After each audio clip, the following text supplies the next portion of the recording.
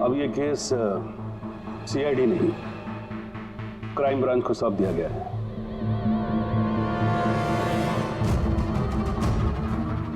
अब भी सफाई में कुछ कहना चाहते हो?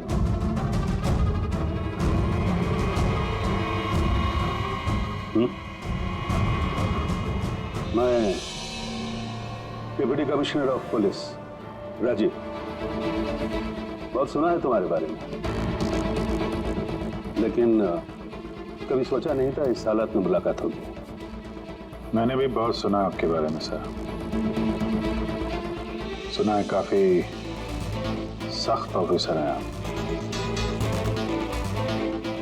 फिर तो तुम समझ गए होगे, थोड़ी सी भी ढील मैं तुम्हें दूंगा नहीं। कानून सबके लिए बराबर होता है सर। अगर मैंने गुनाह किया है तो सजा का उतना ही हकदार हूं जितना कि कोई आम मुजरिम। विक्रांत को क्यों मारा तुमने? उसे मारने की कोई वजह नहीं थी मेरे पास। अच्छा, तो फिर गोली क्यों चले? पता नहीं, बस चल गई। चल गई? चल गई मतलब? ट्रिगर पे उंगली रख के ट्रिगर दबाया था ना तुमने? मैं सिर्फ उसको डरा रहा था। डरा रहे थे, लेकिन तुम वहां करने क्या गए थे? पुलिस उसे कोर्ट ले जा रही थी ना?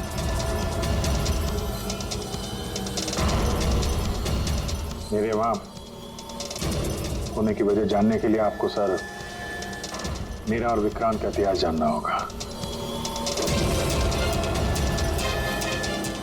बसों से 36 का आंकड़ा चल रहा है हमारा।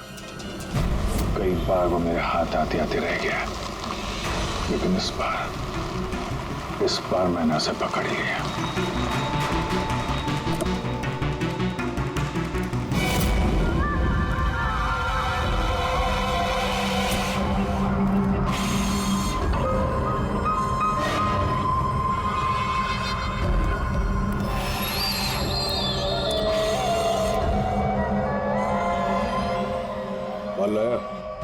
जी, आपने जितना बोला था उतना है।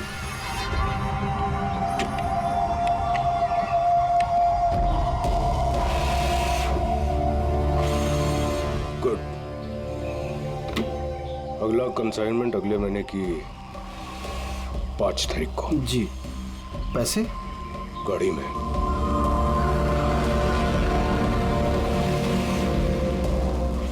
क्या बात है, इतना पसीना क्यों आ रहा है? पसीना? नहीं तो। जिस स्कूल में तुझे एडमिशन नहीं मिला था ना, उस स्कूल का हेडमास्टर था मैं। क्या छुपा रहा है? नहीं, कुछ भी नहीं। ओह, तो ये बात है। किसने भेजा? सीआईडी को बुलाया तूने? विक्रांत को धोखा देना बहुत महंगा पड़ेगा तुझे।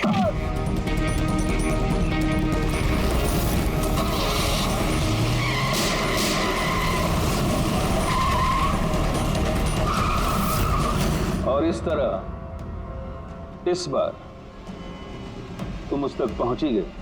हाँ,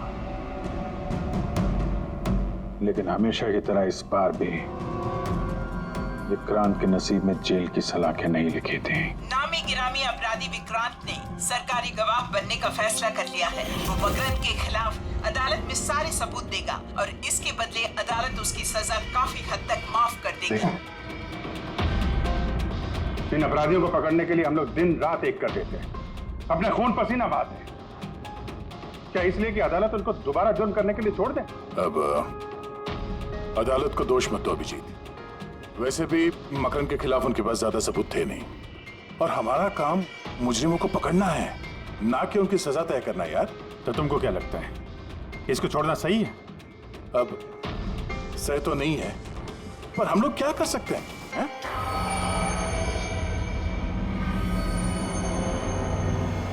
कर सकते हैं दया,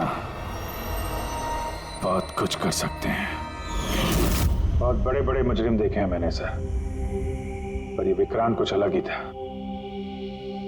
हर बार कुछ ना कुछ करके बच ही जाता। तो इस बार उसका बच निकलना तुम्हें मंजूर नहीं था, क्यों? यही बात है ना? ठीक समझा। इसलिए जब मुझे पता चला कि इस केस का इंचार्ज मेरा पुराना दोस्त मुरली है, तो विक्रांत से मिलना है मुझे। यार सिर्फ 10 मिनट। अभिजीत, तुम ये जानते हो कि ये मुमकिन नहीं है। This doesn't fit into any kind of protocol. मैं तुम्हें परमिशन नहीं दे सकता। परमिशन? वो आरती याद है तुम्हें? बीकॉम सेकेंड ईयर की स्टूडेंट, कैसे तड़पा के मारा था उसने। किसने परमिशन दी थी उसे ऐसा करने के लिए? और वो 80 साल की बूढ़ी औरत जिसे आंख से दिखता नहीं था, उसके हाथ पांव काट दिए थे उसने। एक 8 साल के बच्चे तक को। अभिजीत, मैं उसकी पूरी केस हिस्ट्री को जानता हूं। फिर तुम ये भी जानते होगे किसी भी जेल में 15-20 दिन से ज्यादा नहीं टिकता ये विक्रांत। यार मेरा उससे मिलना बहुत जरूरी है। एक लड़की का किडनैप हो गया, पिछले 2 महीने से नहीं मिल रही है। सिर्फ विक्रांत जानता है कहां है वो। यह लड़की की जिंदगी का सवाल है, समझो यार, सिर्फ 10 मिनट। ठीक है, लेकिन सिर्फ और सिर्फ 10 मिनट। तो इस तरह तुम विक्रांत की कैंप तक पहुंचे, लेकिन तुम्हें तो सिर्फ उस लड़की के बारे में जानना था ना? ये सब कैसे हो? ये सच है सर, मैं सिर्फ लड़की के बारे में जानने गया था। मगर 5 मिनट का टाइम दे रहा हूं, दिमाग पे जोर डाल ले और अच्छी तरीके से हिला ले। आरजू कहाँ है? आरजू? कौन सी आरजू? किसकी आरजू? मैं नहीं जानता किसी आरजू को। वही लड़की जिसे तूने किडनैप कर रखा है। ओह सॉरी, भूल गया था। कहाँ रखा उसे? जानता है अभिजीत, पिछली बार भी मैंने एक लड़की को किडनैप किया था, फिर भूल गया था। फिर अचानक 2 महीने के बाद मुझे याद आया, तो फिर जाकर देखा कि उसकी लाश कुर्सी से बंधी हुई थी और उसकी लाश पर मक्खियां भिनभिना रही थी। और अब आरजू का भी वही हाल होने वाला है। ऐसा कुछ नहीं होगा।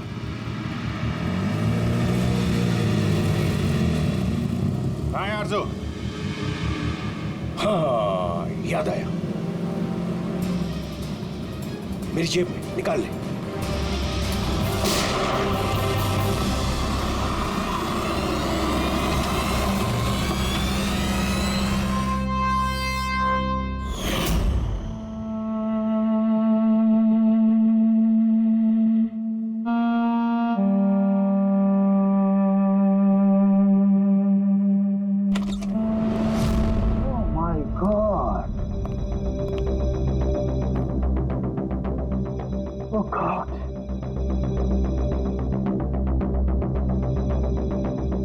मुझे तुम जैसे जिम्मेदार ऑफिसर से ये उम्मीद नहीं थी मुरली। तुम्हारी निगरानी में ये हो कैसे गया? कैसे? हाउ? गलती मुरली की नहीं, मेरी है। सब मेरी वजह से हुआ।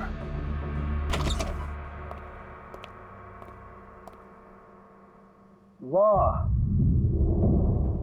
वाह, क्यों एसपी साहब, बड़ा गर्व हो रहा होगा आपको। तो इतिहास में पहली बार किसी सीआईडी ऑफिसर के हाथों खून हुआ है, और वो भी एक सरकारी गवाह का। चैन साहब, आपको जो कुछ कहना है मुझे कहिए।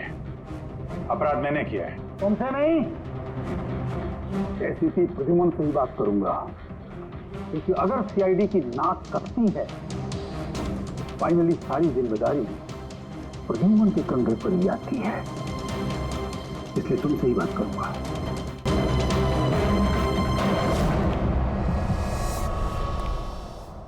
कैसे हुआ ये सब? पता नहीं सर कैसे हो गया। मैं तो सिर्फ उसे गन दिखा के डरा रहा था सर। गोली चलाने का कोई इरादा नहीं था सर मेरा। अच्छा, अच्छा अच्छा अच्छा अच्छा अच्छा अच्छा अच्छा, तो तुम सिर्फ गन दिखा रहे थे, हाँ? और गन अपने आप चल गई। तुम सीआईडी ऑफिसर हो या कोई नौसिखिए? I mean amateur shooter.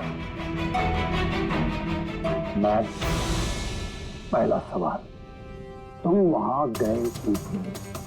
जब कानून अपना काम कर रहा था तो तुमसे किसने कहा था बीच में टांग अड़ाने के लिए? जैन जी प्लीज, आप जरा शांति से बात कीजिए। अभिजीत एक सीआईडी ऑफिसर है, कोई राह चलता आदमी नहीं। देखो, अभिजीत मेरे लिए सिर्फ और सिर्फ एक मुजरिम है, मकरंद की तरह। हाँ वैसे कितने रुपए लिए तुमने मकरंद से विक्रांत को मारने के लिए?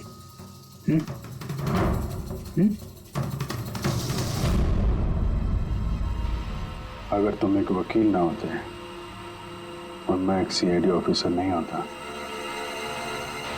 तो ये सवाल तुम्हें बहुत भारी पड़ता। Oh really?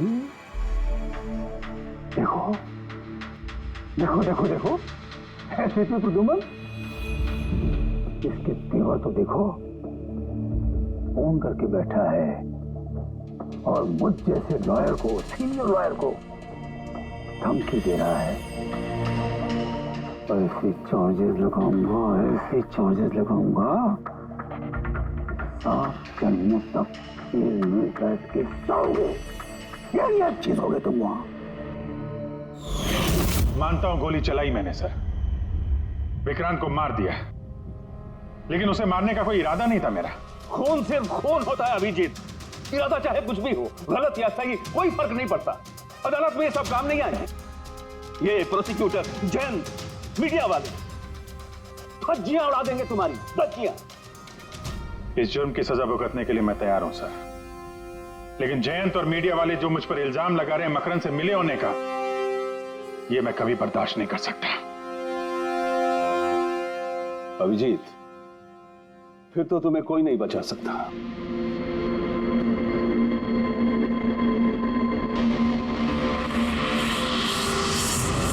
सारे सबूत और गवाह अभिजीत के खिलाफ है। यानी कोई उम्मीद नहीं है सर? कैसे उम्मीद है? अभिजीत ने खुद कन्फेस किया है कि गोली उसी ने चलाई।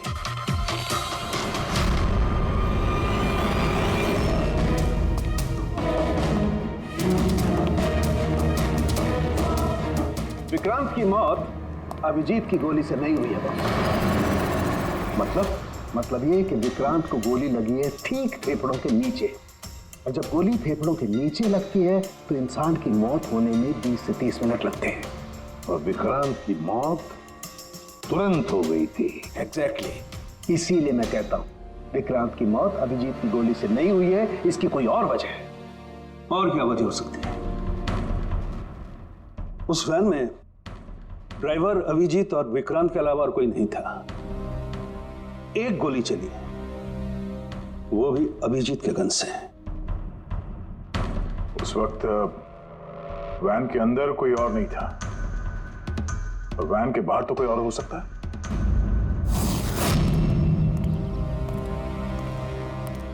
अभिजीत, उस वक्त गाड़ी के बाहर कोई था जिस वक्त गोली चली? नहीं, एक्चुअली पता नहीं, क्योंकि मेरा पूरा ध्यान तो विक्रांत पे था। अभिजीत, ठीक से याद करके बताओ, गोली चलने से पहले क्या हुआ था? कुछ अजीब हुआ था? कुछ भी?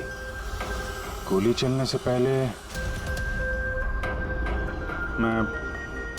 मैं विक्रांत से बात कर रहा था और हाँ, अचानक वैन को झटका लगा, गाड़ी हिल गई और विक्रांत भी थोड़ा गिर गया और मेरा भी संतुलन बिगड़ गया और गोली चल गई। एक मिनट, झटका लगा? किस तरह का झटका? जैसे सड़क पे अचानक से कोई गड्ढा आ गया, पूरी वैन हिल गई। लेकिन यहाँ तो सड़क बिल्कुल ठीक है, दूर दूर तक कहीं कोई स्पीड ब्रेकर भी नहीं है, स्मूथ। यहाँ गड्ढा कैसे आ सकता है? हाँ साहब, झटका लगा था, मेरी पूरी वैन यूं दाईं तरफ मुड़ गई।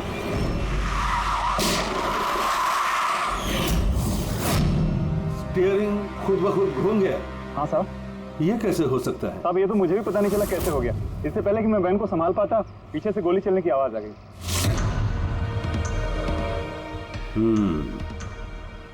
स्टीयरिंग व्हील का खुद ब खुद मुड़ जाना, गोली अपने आप चल जाना, सड़क पे कोई गड्ढा भी नहीं है।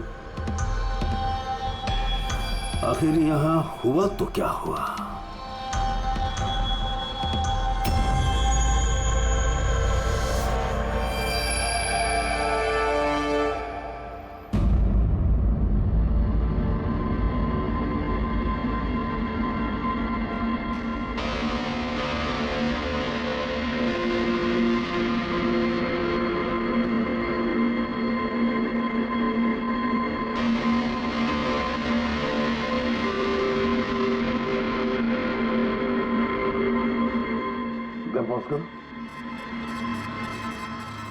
ये देखो, जब ये हादसा हुआ तो ये काली एसयूवी, ये काली गाड़ी उस वैन के बगल में से पास हुई। मतलब सर विक्रांत का खूनी शायद इसी गाड़ी में? हाँ, हो सकता है। सर, ये गाड़ी कहीं रुकी नहीं सर, ये सीधे सीधे चली गई और दूसरी गोली की आवाज भी नहीं आई। और एक बात नोटिस की तुम लोगों ने, 11:17 पर वो काली गाड़ी पास हुई वैन के बगल से और एग्जैक्टली 11:17 पर विक्रांत की घड़ी भी बंद हो गई। हाँ सर, अभिजीत की घड़ी भी 11:17 को ही बंद हुई थी। हाँ? ये दोनों घड़ियों का एक साथ बंद होना और इस कार का ठीक 11:17 पे वहां से गुजरना, ये संजोग नहीं हो सकता। बिल्कुल सर, बिल्कुल सही कहा आपने, ये कोई संजोग हो ही नहीं सकता। जरूर कोई ना कोई राज छुपा है उस काले रंग के एसयूवी में जो अभिजीत की बेगुनाही साबित करेगा। तो यहाँ इस फुटेज में इस गाड़ी का नंबर तो दिख नहीं रहा है। इस जगह से 5 किलोमीटर दूर सर टोल नाका है, वहां के सीसीटीवी फुटेज से शायद इस कार की डिटेल मिल जाए। हाँ।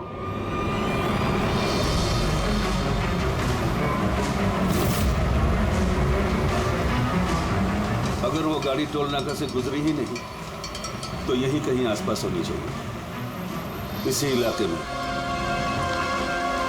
सर, वो देखिए, काले रंग की कार।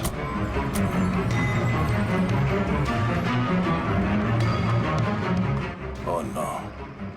फ्रेडी, जरा आगे चेक करो।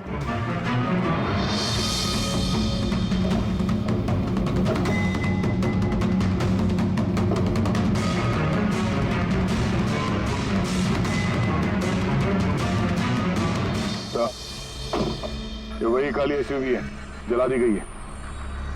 मतलब गाड़ी में ऐसा जरूर कुछ था जो खूनी मिटाना चाहता था। सर, ना तो नंबर प्लेट दिख रही है और ना ही चेसी नंबर, सारे सबूत मिटा दिए मुजरिम ने।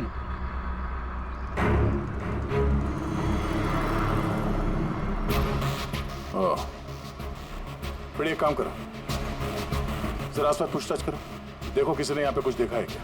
अरे सुनो, ये जली हुई गाड़ी के बारे में कुछ बता सकते हो क्या? जी नहीं। हाँ? ये देखिए, सीट के नीचे ये डिवाइस पड़ा था। Electric device. हाँ सारुण के, क्या डिवाइस है, कुछ पता चला? हाँ बस, पता तो चल गया है, लेकिन इसे अच्छी तरह से समझाने के लिए मुझे एक डेमो देना पड़ेगा आप लोगों को। मान लीजिए कि ये विक्रांत है और हम इसे मारना चाहते हैं, लेकिन हम इसके करीब नहीं जा सकते हैं, तो फिर इसे कैसे मारा जाए? कैसे? डॉक्टर सालुंखे, हमें पता होता तो आपके पास क्यों आते? प्लीज आगे बताइए। हाँ, बताता हूं।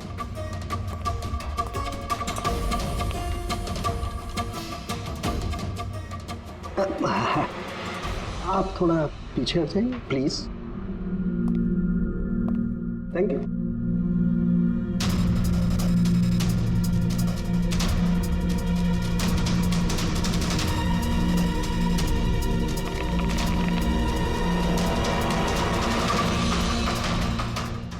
देखा आपने बॉस, बिना नजदीक जाए इसे ऐसे मारा जा सकता है। ये आपने किया कैसे सर? क्योंकि जैसे ही हमें इस डिवाइस के बारे में पता चला, हमने विक्रांत के पुराने मेडिकल रिपोर्ट्स मंगवाए जेल में से।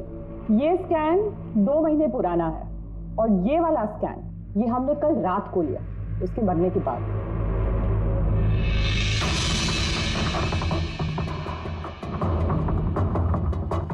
या सारंगी, इस पहले वाले स्कैन में एक छोटी सी चीज अटकी हुई है वहां उसके सिर में।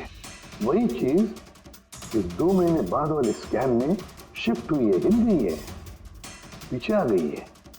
और ये छोटी सी चीज एक शार्पनेल है बॉस, यानी गोली का छोटा सा टुकड़ा। और फिर ये शार्पनेल वहां से इस तरफ शिफ्ट हो गया, जिस वजह से विक्रांत की सबड्यूरल हेमेटोमा यानी ब्रेन ब्लीडिंग की वजह से मौत हो गई। पर ये शार्पनेल अपनी जगह से हिला कैसे? उसी डिवाइस की वजह से जो हमें जलती हुई गाड़ी में से मिला। तो गोलियों के टुकड़े को हिलाने का डिवाइस ही है? सिर्फ गोलियां नहीं रहा, इसने और भी बहुत सारी चीजें हिलाई, जैसे कि विक्रांत के हाथों की हथकड़ी, पुलिस वैन का स्टीयरिंग व्हील, दोनों के हाथ की घड़ी के कांटे, यहां तक कि अभिजीत की गन भी। मतलब लोहे की चीजें, तो जितनी भी लोहे की चीजें हैं वो हिल गई उस डिवाइस की वजह से। Exactly boss. और लोहे का सबसे बड़ा आशिक है मैग्नेट, चुंबक। बॉस, ये है वो चुंबक जिसके जरिए मैंने इसे उड़ाया। यानी उस काली वैन में भी एक ताकतवर लौ चुंबक था, जिसकी वजह से पूरी की पूरी वैन दाईं तरफ चली गई और अभिजीत की मेटल की गन वो भी अपने आप चल गई। हाँ, और विक्रांत के सिर में जो अटका हुआ शार्पनेल का टुकड़ा है वो भी शिफ्ट हुआ। सर, इतनी प्लानिंग के साथ तो वही मार सकता है जिसे शार्पनेल के बारे में पहले से पता था, उसका कोई करीबी। मकरंद। मकरंद मतलब अभिजीत सर बेगुनाह? No, not at all. इतनी जल्दी किसी नतीजे पे पहुंचना ठीक नहीं होगा। मकरंद के खिलाफ जब तक हमको पक्का सबूत न मिल जाए, कानून की नजर में अभिजीत ही दोषी है।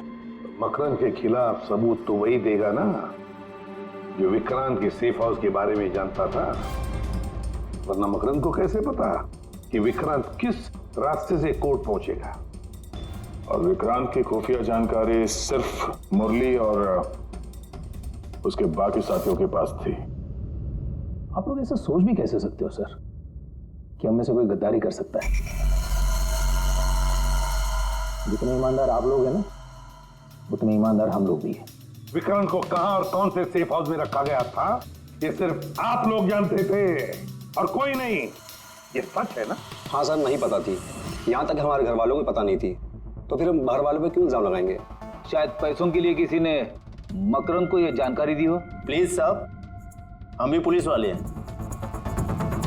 जान की बाजी हम भी लगाते हैं। आप इस तरह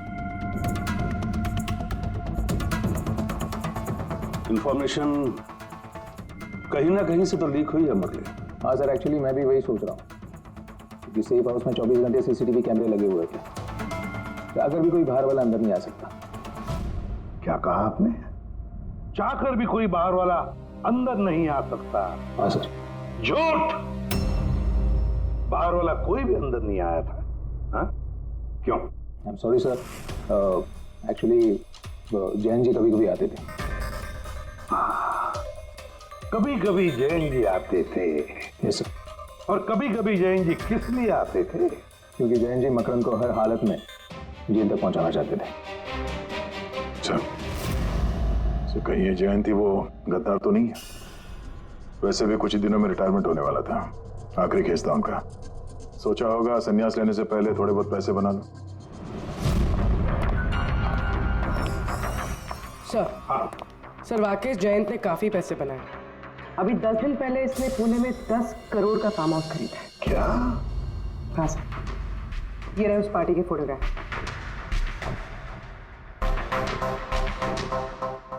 एक मिनट, माय गॉड, दया पहचाना इसे? हाँ सर, ये तो जोगी है, मकरंद का खास चेला। जोगी, मकरंद का खास चेला, और वो भी जयंत की पार्टी में।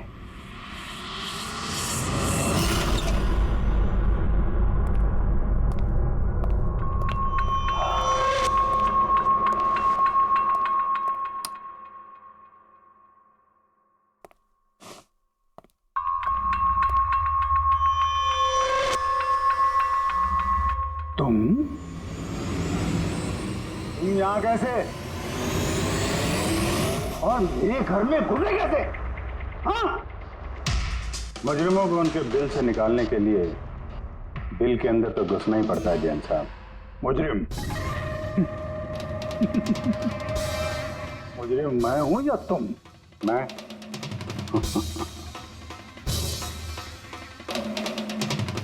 लेकिन ये तस्वीर, ये कुछ और ही कहानी कह रही है।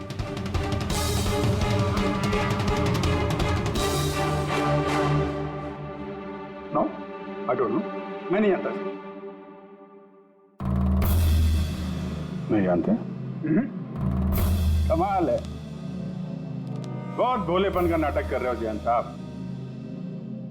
मकरंद के पैसों से ये फार्म हाउस खरीद लिया और अब उसके चेले जोगी को पहचानने से भी इनकार कर रहे हो। What nonsense! कौन जोगी, कैसा जोगी? मैं किसी जोगी वोगी को नहीं जानता। अगर नहीं जानते तो ये जोगी तुम्हारी पार्टी में क्या कर रहा था? देखो, मेरी पार्टी में 400 से ज्यादा लोग आए थे। अब मैं हर एक को तो नहीं पहचानता ना। और रहा सवाल मेरे फार्म हाउस का, तो मेरी जिंदगी भर की खून पसीने की कमाई है, समझे? मकरंद की बात कर रहे हो ना तुम? वो देखो, उस केस में उसके खिलाफ सारे सबूत मौजूद हैं। विक्रांत ने मरने से पहले मुझे सारे सबूत सौंप दिए थे। मकरंद को तो मैं फांसी पर लटकाऊंगा और साथ में तुम्हें भी। लाइट हो क्या हुआ? स्विच तो ऑन है, हुआ क्या लाइट को?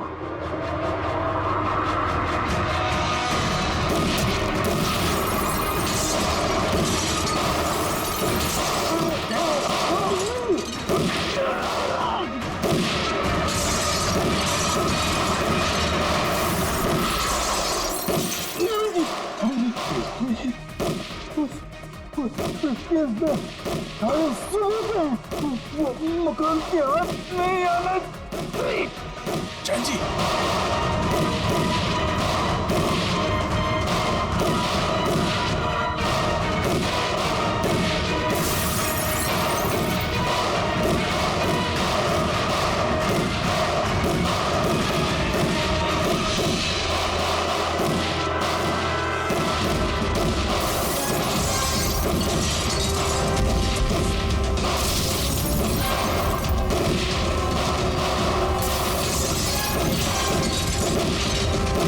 कमाल कर दी तुमने अभिजीत, वाकई कमाल कर दी। पर पूरी मीडिया तुम्हारे जान के पीछे पड़ी है, अब तो उनको लॉटरी लग गई। अब कह रहे जैन का खूनी अभिजीत है। सर उनके कहने से क्या होता है? आपको पता है मैं निर्दोष हूं सर। लेकिन तुम्हें वहां जाने की जरूरत क्या थी? जैन के घर में, वहां के सीसीटीवी कैमरे में साफ दिख रहा है कि जैन के मौत के वक्त तुम वहां थे। और सिर्फ इतना ही नहीं, अब तो पूरी सीआईडी टीम पर इल्जाम लगा रहे हैं कि हम तुम्हें बचाने की कोशिश कर रहे हैं। इल्जाम तो लगेगा ही ना प्रद्युमन। जयंत मकरंद के खिलाफ नया सबूत पेश करने वाला था अदालत में, और ठीक एक दिन पहले उसकी मौत हो गई। हाँ, लेकिन वो सबूत मुजरिमों के हाथ नहीं लगा सर। मैं लेके आया। जैन से मरने से पहले मुझे ये सारे सबूत सौंप दिए। ये सबूत, ये फोटोग्राफ्स, ये पेपर्स, ये सबूत काफी नहीं है मकरंद को अदालत में सजा दिलवाने के लिए। काफी नहीं है ये सबूत। तो वो पेन ड्राइव से कुछ पता चल सकता है ना?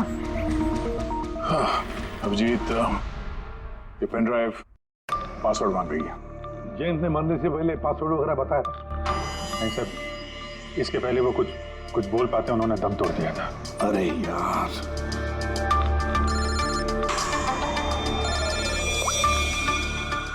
हेलो, हाँ पूर्वी। अच्छा, ओके, ठीक है सर, पता चल गया जोगी को जैन जी की पार्टी में कौन लेके गया था। कौन लेके गया था? खुद जैन जी की पीए सोनल।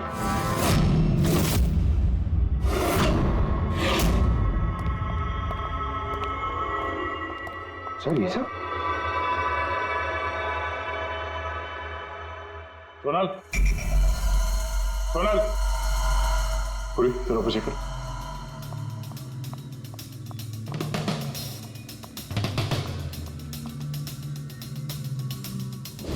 Sonal,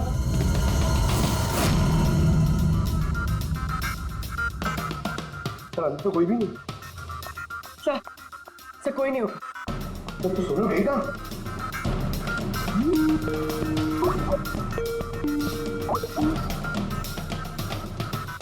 video call?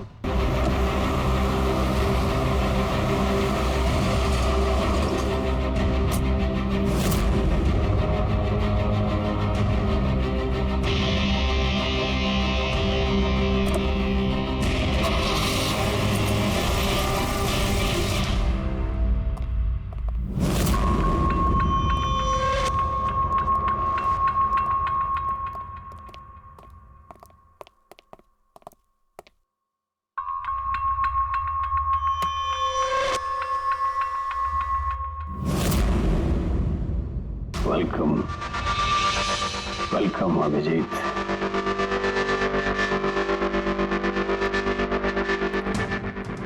मकरंद के आशियाने में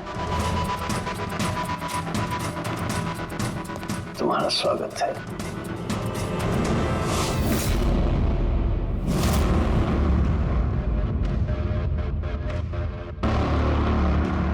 सबूत? सबूत इधर है बॉस।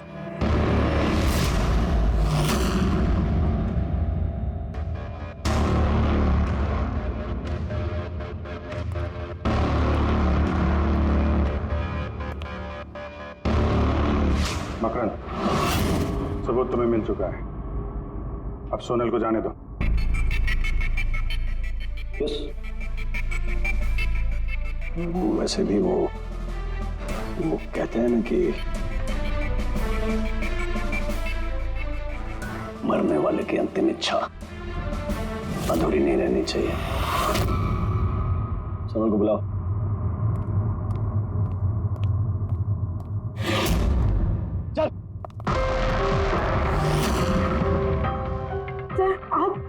सोनल तुम ठीक हो? हाँ सर मैं ठीक हूँ। तुम जाओ यहाँ से। लेकिन सर आप। मेरी चिंता मत करो, तुम निकलो, जाओ।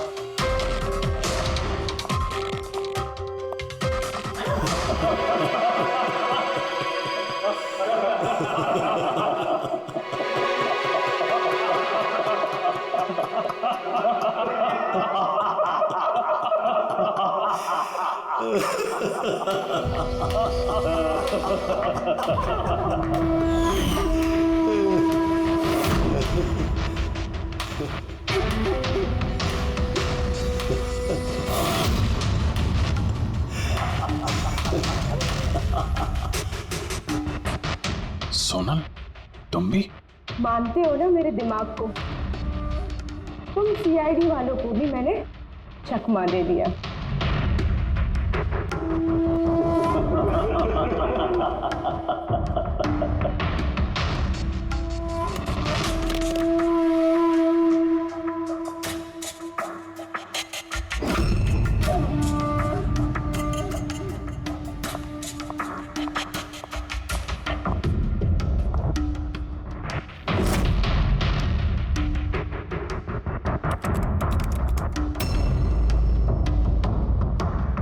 मुझे पता था जयंत यही पासवर्ड रखेगा।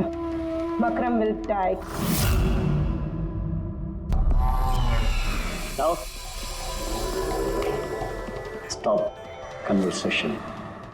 Start the operation.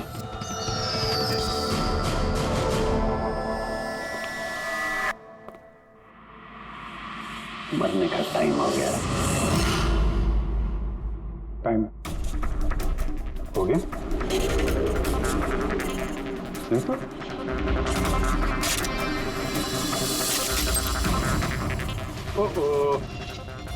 मैग्नेट तुम लोगों को क्या लगा चुंबक को हथियार बनाना सिर्फ तुम लोगों को आता है?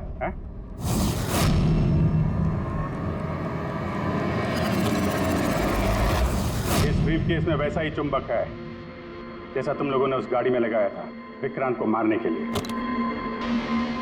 मकरंद, खेल खत्म तुम्हारा।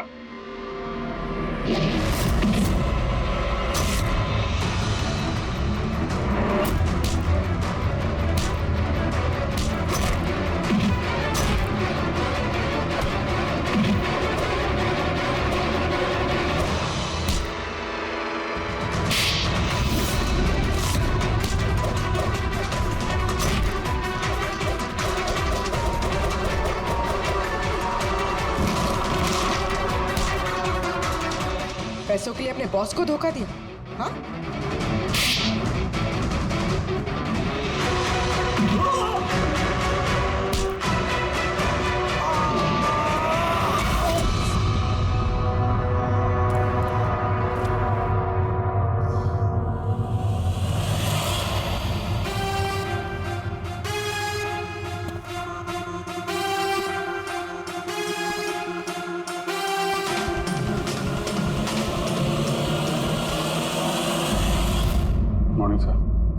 कॉन्ग्रेचुलेशन अभिजीत, फाइनली तुम पर लगे सारे इल्जाम आज धुल ही गए और एक बार फिर उसी गर्व के साथ तुम सीआईडी की ड्यूटी ज्वाइन कर सकते हो। Thank you sir. सर, हमने आरजू को बचा लिया सर। मकरन के साथियों को पता था कि विक्रांत ने उन्हें कहाँ कैद करके रखा था, पर सर जयंत जी का सपना पूरा नहीं हो पाया मकरन को जेल भेजने का। चलो जो भी है, all well that ends well.